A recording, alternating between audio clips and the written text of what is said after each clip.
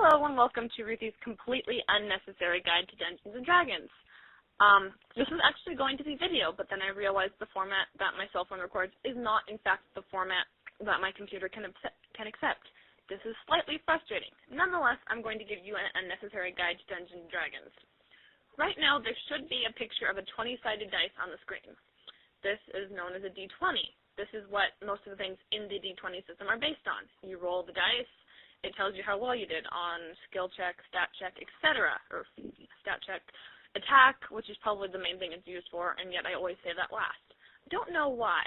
Let me see. Next up should be a picture of a character sheet, my character sheet, which is incredibly well designed, and yeah, our DMs are awesome. Thank you, Kitty and Darren. You guys are great. Flattery will get you everywhere. I'm kidding. Okay. Let's see. Dungeons & Dragons is played using the Player's Handbook and the Dungeon Master's Guide and stuff. There currently should be a picture of the Player's Handbook up there, hopefully, or a picture of Player's Handbook, Dungeon Master's Guide, etc. Let's take a brief intermission. Okay, now that we're finished with that brief intermission, let's talk about D&D a little bit. Let's get that picture of a character sheet back up there. Alrighty. On the character sheet, you should see a section with, speaking of character sheet, let me look at it, with about 6 stats or so.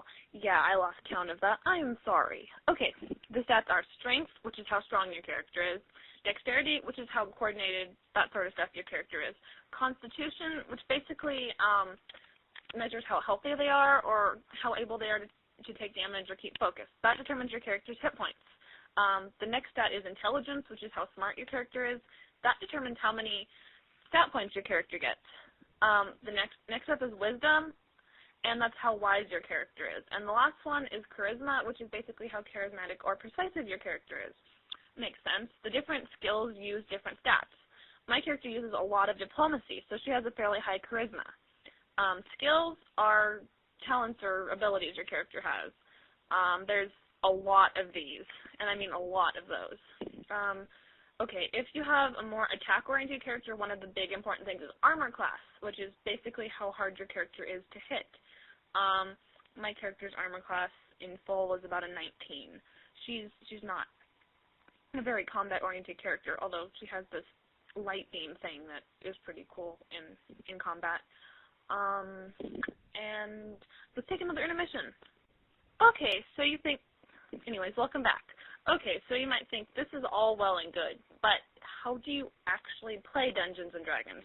Well, it's fairly simple. Dungeons & Dragons is a role-playing game, so that means you make up your character and you figure out how your character would act in a lot of different situations. If you ever played Pretend as a kid, or if you read Choose Your Own Adventure books, that's kind of how it works, except you've got the dice and the stats on the character sheet to kind of help figure out if you succeed or not. That way you don't go, and I fight the dragon, and I smack it on the nose, and all of a sudden the dragon disappears in a puff of smoke. That would be kind of silly, but generally doesn't happen in a Dungeons & Dragons game. That's why you have the stats. When you create a character, you're going to fill out their stats and skills and that sort of stuff. In order to know all this stuff, you really want to talk with your DM as opposed to me, because sometimes people have different roles, and honestly, this is a relatively short video, so trying to cover all this stuff would be difficult. Dungeons & Dragons is generally played by getting together a few friends. One of them, or two in our case, is going to be the DM, and they're the people that create the world. They make up all the NPCs, which are non-player characters, which are the characters you don't play. The best way to think of it is that the player characters, that's you and everybody else who's playing a player character, they're the main characters. The NPCs are kind of the background characters. To use a Star Trek analogy, you're Captain Kirk, or Spock, or Dr. McCoy, one of those guys. And the random security guards, those are the NPCs. So would, say, the Klingons, or to use a completely other Star Trek series, Q. Q would be an NPC. Q would be a cool NPC, but he'd be an NPC.